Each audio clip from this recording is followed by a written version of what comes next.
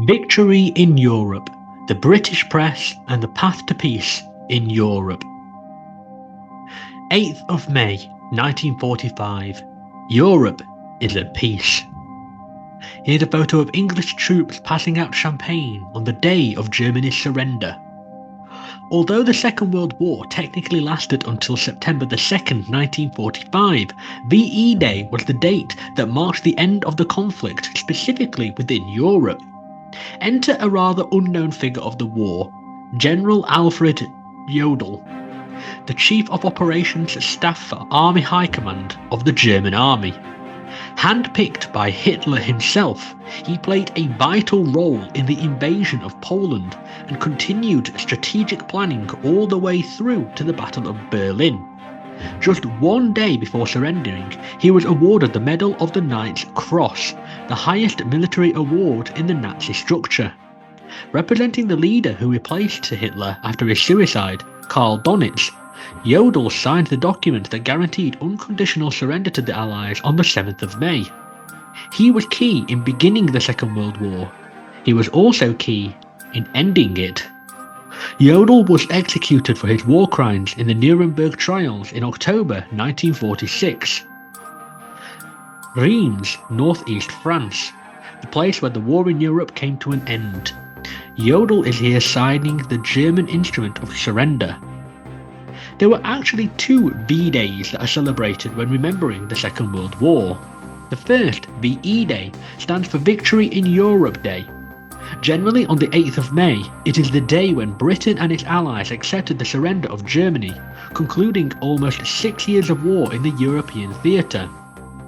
The second is VJ Day. As you've probably guessed, this stands for Victory over Japan Day. You may have also heard it as Victory in the Pacific Day, or VP Day. Now, one might assume that this is only celebrated in America, but you would be mistaken. It is actually commemorated in the UK too, only with two major differences to the American celebration. The first being that, like VE Day, the American spelling includes a hyphen between the letters, so V-J and V-E. Secondly, they are celebrated on different dates. In the UK, VJ Day is often recognised on the 15th of August. This was the date Emperor Hirohito accepted the terms of the Potsdam Declaration, which laid out the guidelines for Japan's surrender. In the USA, it is often commemorated on the 2nd of September, which was the formal and full surrender of Japan, and indeed the resounding conclusion to the entire war.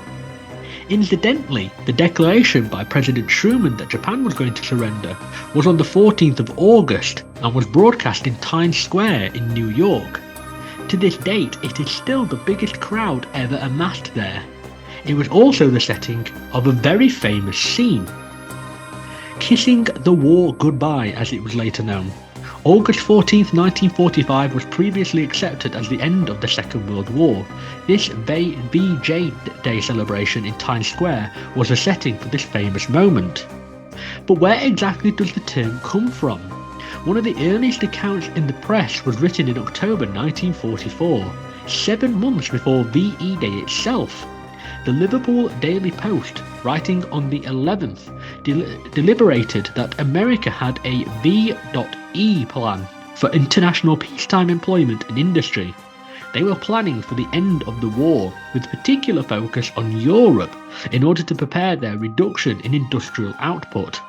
Unsurprising, since the USA compromised an estimated 2/3 of Allied military equipment during the war. This, however, is a rather shocking revelation.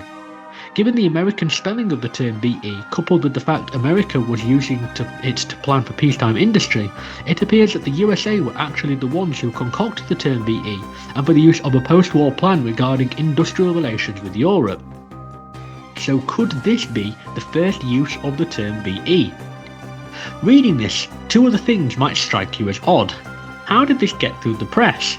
And why were they preparing for the end of war when they did not even know when it was ending? The former oddity is answered by examining how the government dealt with press relations. On the 4th of September 1939, just a day after Britain entered the conflict, the government created the Ministry of Information. They knew they had to contend with public information and morale. Propaganda, controlling the press, overreaching governmental power, they were all seen as the tool of the enemy. Therefore, the MOI was tasked with trying to stop vital information being published, as well as prevent news stories that may dampen public support for the war effort. A compartment of this new ministry, the press relations, was delegated to dealing with what the media could report. Not 2 weeks into its creation, their process of going over what newspapers were publishing meant that information was being delayed. The Daily Mirror called these Gestapo tactics, rather damning all things considered, and a newspaper campaign forced this press relations group to close on October the 9th. It lasted a total of a month. Thanks to this, the government handed responsibility to handle media reporting to an independent press and censorship bureau. Articles like the one above were seemingly okay because they did not damage public morale or reveal crucial military intelligence. The latter oddity, about how far in advance they could predict an Allied victory, is not actually abnormal for the atmosphere of the time. There was a widespread feeling of certainty in the press. The Tatler, albeit a magazine not specifically designed for war coverage, put out an opinion piece stating that Germany is in the last throes of her once and mighty and formidable war effort. That was in September 1944. The Nottingham Journal ran a piece quoting Field Marshal Edmund Ironside as saying, "The war is nearly over, I think." This ran in late June 1944. An article titled "War Nearly Over," quoting an MP's wife, was ran in the Hastings and St Leonard's Observer in July 1944 too. Across the country, the media was littered with articles written nearly a year before VE Day claiming the war would be over soon. So Ironside says war nearly over, and although incorrect, his optimism was not technically misplaced. A personal favourite of mine is from the Portsmouth Evening News, where the correspondent attempted to mathematically calculate the end of war in Europe. They took the centre stage political figures of the time, ranging from Churchill to Stalin. Then they added the year they were born, their age, the year they came into office, and the years spent in office. In an actually quite interesting turn, all the numbers added up came to 3,888 for each leader. Then they halved the value, which, in an equally bizarre turn, came to 1944, the year the article was published. Then, by halving this again, the correspondent arrived at 972, which they segmented into the 9th month, 7th day, and 2nd hour of 1944. The effort is respectable at least. This was published on the 29th of August, 11 days before their predicted end date. Was it accurate? No. Optimistic? Oh yeah. And as you can see here, this is actually the mathematical procedure that they undertook. The taste of victory was in the air, so evidently newspapers were predicting the exact end date, and they were not that far away from the publication date. The UK felt definite of an Allied victory. They knew the war was coming to an end. It was just a matter of time. The months passed and war had still not ended in Europe. 1945 rolled around. The path to VE Day had begun. A key series of events was set into motion that gradually led to the downfall of the tyrannous Nazi war machine. Not all of these can be explored here, unfortunately, otherwise we would be here until the next VE Day. It is crucial events, ones that were dated very close to the German surrendering and the end of Nazism, ones that directly triggered the end of war in Europe, that we shall look at. We begin on the 16th of April 1945. The Nazi Eagle had pushed through Eastern Europe, sinking its talons into Poland and digging them deep into the Soviet Union. That is, until it reached Stalingrad. Then, from 1942 until 1943, the war turned, with the blood of nearly 1 million soldiers. The Great Russian Bear pushed back, and it kept pushing back until, now, it was at the German capital. The enemy was at the gates. This was the start of the Battle of Berlin, one of the last battles in the European theatre of the war. Russians began a devastating onslaught towards the German capital. The Western Morning News described the scene as beginning with the boom of Russian guns, like an old war cry. They call Hitler's response as a last call to armies, indicating that the Nazi regime was running out of men, out of time, out of guns, and out of options. Published on the 17th of April, a day after the beginning of the Battle of Berlin, Hitler's dramatic outcry and the last call to armies really starts to tell us the story of what it was like in the last days and the last months of the Second World War. Days passed and the Red Army pressed further into Berlin. Fighting in the city streets was bloody and continuous.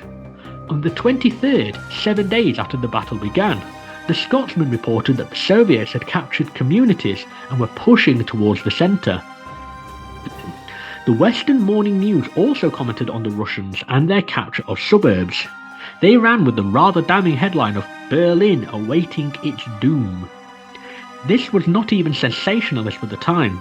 It was very reflective of how people felt about the current situation and indeed the actual situation.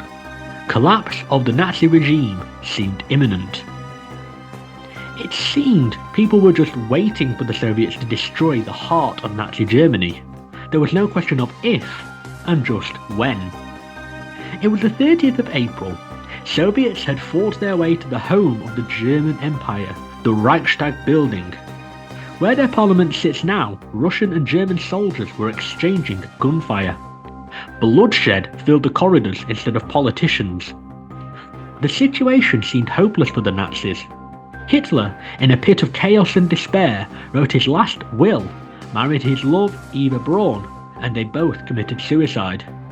Research on Hitler's skull that culminated in 2018 suggests that he died by gunshot and taking a cyanide tablet, but his wife is thought to have only taken the poison.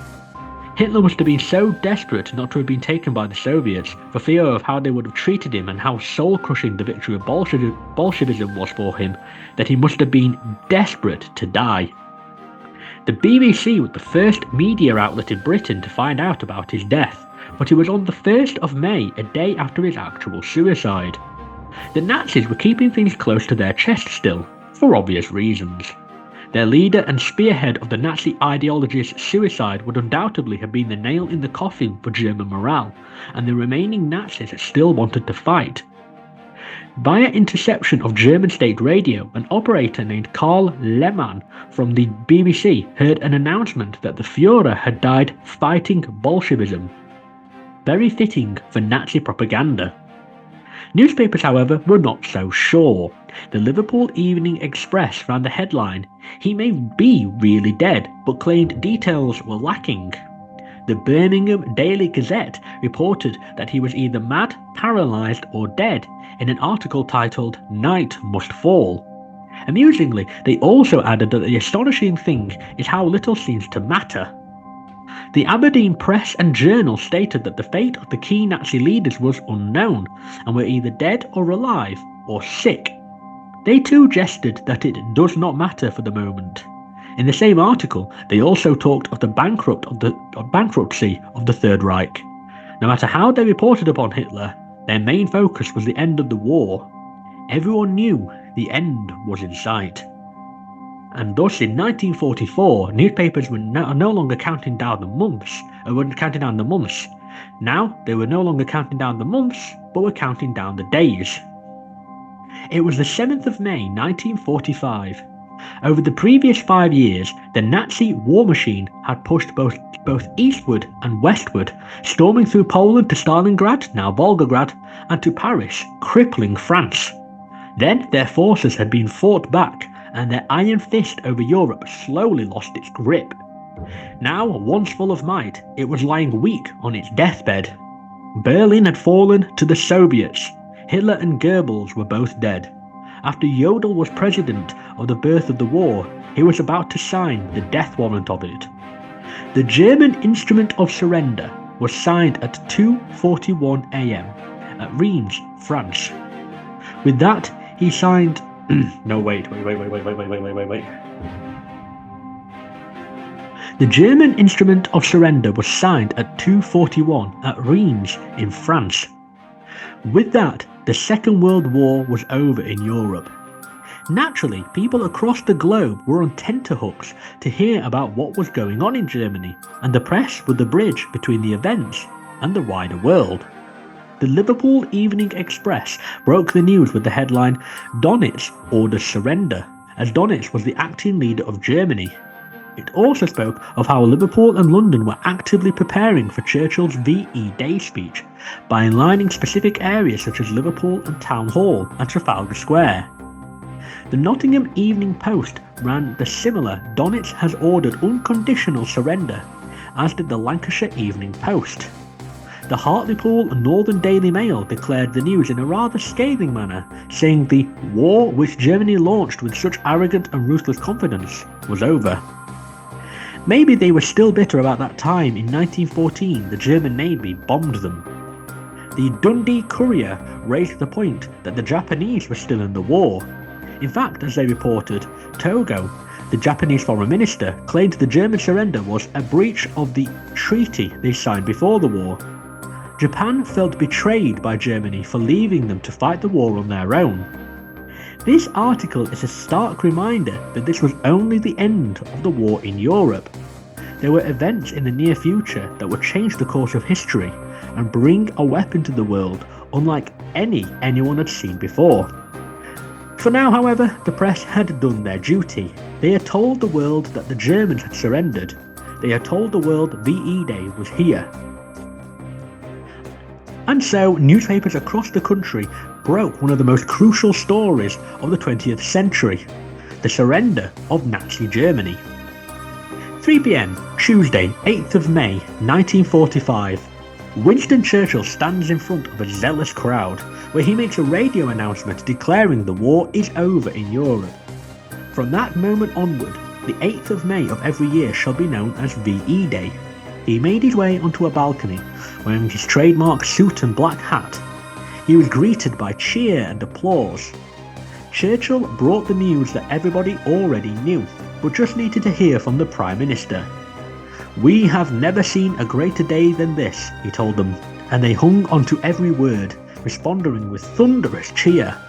The country was ready for this promised peace that they had waited and fought for, and lost so much to obtain. The Central Somerset Gazette stated that he told the people to rejoice, and, apparently, the people did everywhere. The King also gave a speech, but the Gazette were a little kinder to this than they were to Churchill's. When we think of VE Day celebrations, we tend to think of Union flag bunting across the streets, picnics in our back gardens, 40s music being blasted across the radio stations. On the actual VE Day, there too were reports of mass celebrations across the country, and rightfully so. The Wiltshire Times reported the southwest villages and towns celebrating with church bells ringing and Thanksgiving services. Across the land in the east, Brockdish, part of Norfolk, the Diss Express reported children in fancy dress, afternoon tea and team sports. The Kent and Sussex Courier, the Rugby Advertiser, the Derbyshire Times and the Chesterfield Herald newspapers from across the nation all spoke of mass celebration, usually in the form of prayer, street parties or just general cheer. Much like there is in modern VE Day commemoration, one particularly touching celebration came from a report in The Scotsman. In a war-torn town, children were making a bonfire out of bomb debris.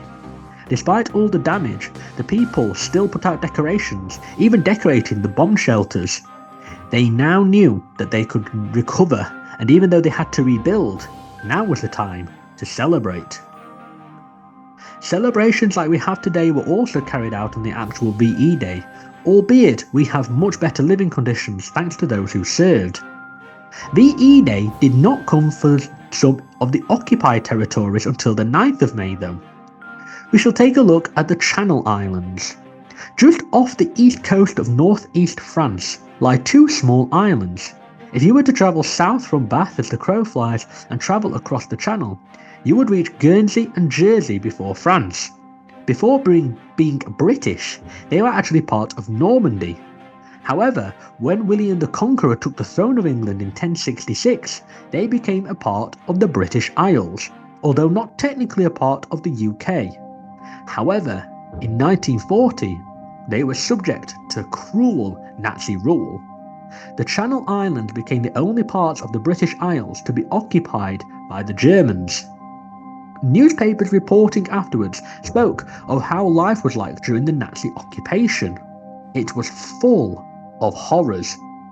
The Hartlepool Northern Daily Mail ran a story after interviewing one of the residents who spoke of the cat and dog diet.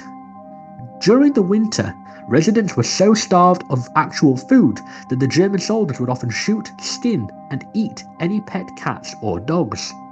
Meanwhile, prisoners on their own land, Jersey residents were forced to eat inedible potatoes and barely grown Swedes. If Nazi cruelty did not get the Jersey residents, starvation was looming. There is no surprise, therefore, that there was absolute cheer and applause as they were rescued on that fateful Wednesday. Ships arrived to liberate the Channel Islands and were greeted by joyous scenes, as was reported in the press. People were sobbing with joy in Guernsey as English ships came into St. Peter's Port on the small island to arrest the Germans. It was clear the knowledge the Nazis were soon to be relinquished of their brutal control was enough to overwhelm them. 5 years of harsh dictatorship finally at an end. They must have been equally overjoyed with the British arrival because, according to the Nottingham Evening Post, they brought over 435,000 food parcels. Although the Channel Islands were still to suffer hardships, such as some not being able to be reconnected with families for a few more months, there was joy that day. On Wednesday, 9th of May 1945, the Channel Islands were freed.